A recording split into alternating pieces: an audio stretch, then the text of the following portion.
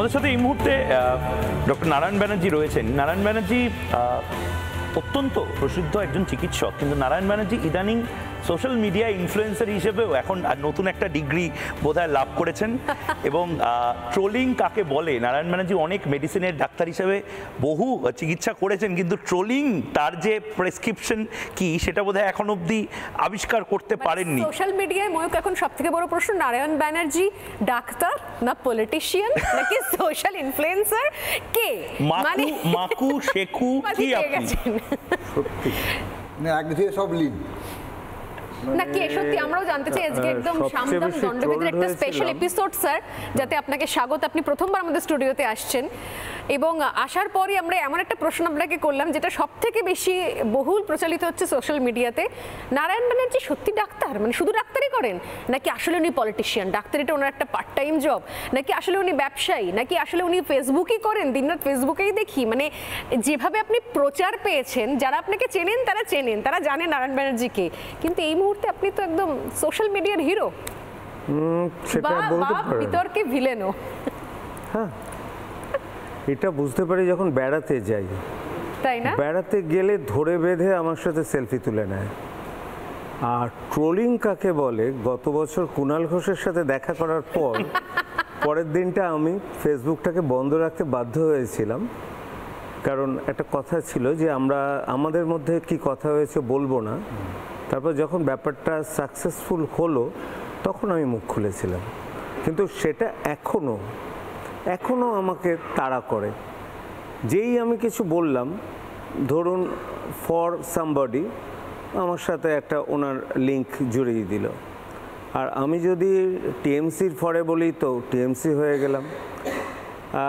আমি বলছি সজল আমার সাথে খুব ভালো বন্ধু, বাবা মারা গেছিলেন, আমি শ্রাদ্ধে গেছিলাম, ও মা পরের দিন শুনি আমাকে নাকি বলা হচ্ছে আমি বিজেপি জয়েন করেছি। আর মাকু শেকু ও তো হয়েই গেছে, মানে ও সবার মাথায় লাগে না। একটা জিনিস প্রচণ্ড ভাইরাল হচ্ছে আপনার, এই স্ট্যান্ড পয়েন্টটা আপনি নিয়েছেন, এটা অনেকেই আপনার যারা পছন্দের মানুষজন তারাও কিন্তু হজম করতে পারেনি। আপনি বলছেন যে ইনফিলট্রেটার্সদের যেতে হবে, অনুপ্রবেশকারীদের যেতে হবে, এক, এবং দুই, আরেকটা খুব ভয়ঙ্কর জিনিস যেটা নিয়ে শুভ্রাংশুদাও হয়তো কথা বলবেন, সেটা হলো ডাক্তারিতে রিজার্ভেশনের আপনি ভয়ঙ্কর বিরুদ্ধে চলে গেছেন। অনুপ্রবেশকারীদেরকে যেতে হবে এটা তো সবাই বলছে, কিন্তু শিক্ষিত শহুরে মানুষজন যারা ডাক্তার, ইঞ্জিনিয়ার, উকিল, তাদের মধ্যে থেকে এভাবে আওয়াজ উঠছে সোশ্যাল মিডিয়াতে রোহিঙ্গাদের বিরুদ্ধে, এটা একটা খুব ইউনিক জিনিস। এবার আপনারা এটাকে নিয়ে আসছেন তো ফোরফ্রন্টে। আমি প্রথমে ডাক্তারি ব্যাপারটায় যাই। ডাক্তারি কেন, আমার মনে হয় স্বাধীনতার এত বছর পরে কোটা সিস্টেম তুলে দেওয়া উচিত, অন্তত উচ্চশিক্ষার ক্ষেত্রে। উচ্চশিক্ষা ঠিক আছে, এমবিবিএস এ কোটা থাকতে পারে, এমডি ডিএম সুপার স্পেশালাইজেশনে কোটা থাকা উচিত না, সেটা ইঞ্জিনিয়ারিং এর ক্ষেত্রেও প্রযোজ্য। তার চেয়েও আমার খারাপ লাগে সেটা হচ্ছে পয়সা দিয়ে যারা ডাক্তার হয়। আচ্ছা, আমি মানুষ হয়েছি নিম্ন মধ্যবিত্ত ফ্যামিলি থেকে। আপনার ব্যাকগ্রাউন্ড একটু যদি সেটাও বলেন। আমার মা ছিলেন প্রাইমারি স্কুল টিচার, বাবা ছিলেন ক্লার্ক, হেড ক্লার্ক। কোথায়? প্রেসিডেন্সি থেকে রিটায়ার করেছিলেন। মানে কলকাতার? আপনারা কলকাতাতেই, কিন্তু না, আমাদের আদি বাড়ি কিন্তু যশোরে। আচ্ছা, বাবারা চলে এসেছিলেন পসিবলি 47-এ। তা আমি ওই অবস্থা থেকে বড় হয়েছি, তো সুতরাং লোকের কষ্টটা আমি বুঝতে পারি।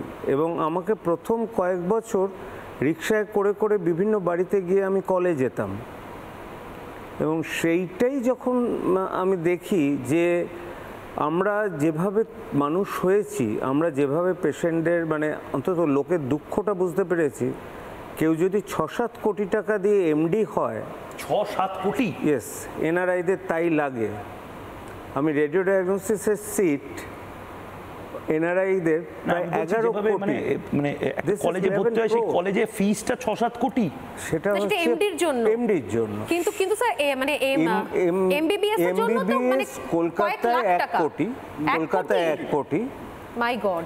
আমার একটা প্রশ্ন, এই টাকা পয়সা তো হলো, হ্যাঁ, আপনি ধরে নিন কোটাতে এসছেন, হ্যাঁ, এবার ধরুন আপনি নিটে যখন 700 নম্বরের গেম আছে, 700 নম্বরে আপনি 150-200 পেয়ে নিটে ডাক্তারের বা 200 যে নম্বরটা আছে পেয়ে গেছেন। আমি চট্টোপাধ্যায়, আমি 650 পেয়ে চান্স পেলাম না, বলতে দিন।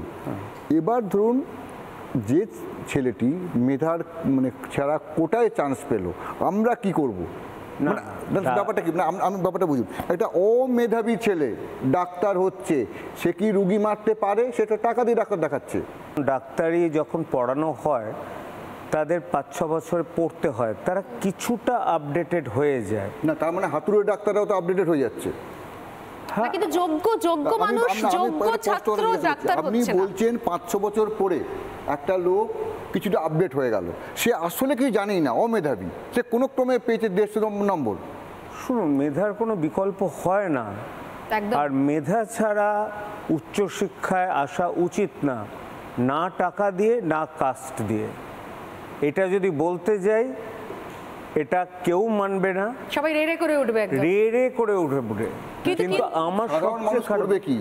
আমার সাথে আমি ডাক্তার লিখে দিয়েছেন, আমি ক্যাল ডাক্তার, তারপরে আমি আপনাকে বলি এরকম অনেক মানুষ এখনো আছে, মানে আমরা নিজেরা যখন তিনজন মিলে আলোচনা করি আমাদের নিজস্ব মানে নিউজের আড্ডায়, তখন আমরা বলি অনেকে এমন আছেন যারা ডাক্তারের সারনেম বা কোনো কোনো ক্ষেত্রে কিছু দেখে মানে এই কোটার ডাক্তার হতে পারে, আমি যাব না, এরকম সাইকোলজিক্যাল কাজ করে অনেক সময় মানুষের, যে কোটার ডাক্তারকে দেখাবো না।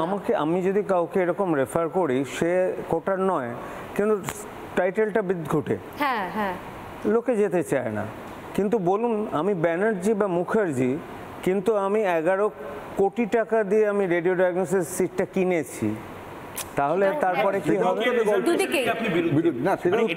মানে এটা শুভ্রাংশুদা, এটা আমাদের খুব ক্লিয়ার করে দেওয়া উচিত একদম পলিটিক্যালি কারেক্ট থেকে, যে এটা কিন্তু মানে জাত পাত বা কাস্টের বিষয় নয়, এই বিষয়টা খুব নির্দিষ্টভাবে উনি যেটা বলছিলেন, এবং এটা নিয়ে দীর্ঘ লড়াই হয়েছে ভারতবর্ষে, যে আজকে যারা হয়তো আনরিজার্ভড তারাও তো কোটার মধ্যে ঢুকে পড়ছেন। এনআরআই 6-7 কোটি টাকার জোরে, মানে নারায়ণ ব্যানার্জি তিনি আনরিজার্ভড কোটায়, তিনিও হয়তো 6 কোটি টাকা দিলে চান্স পেয়ে যাবেন। সুতরাং এটা শুধুমাত্র যে মানে এই মধ্যে কথাটা হচ্ছে একমাত্র মেধা, ঠিক, মেধার বাইরে তো কিছু নেই, মেধার বাইরে অন্তত কিচ্ছু নেই, অন্তত না, এটাই তো একদম পরিষ্কার। এবং এটার জন্য আপনি যথেষ্ট ট্রোলও হয়েছেন।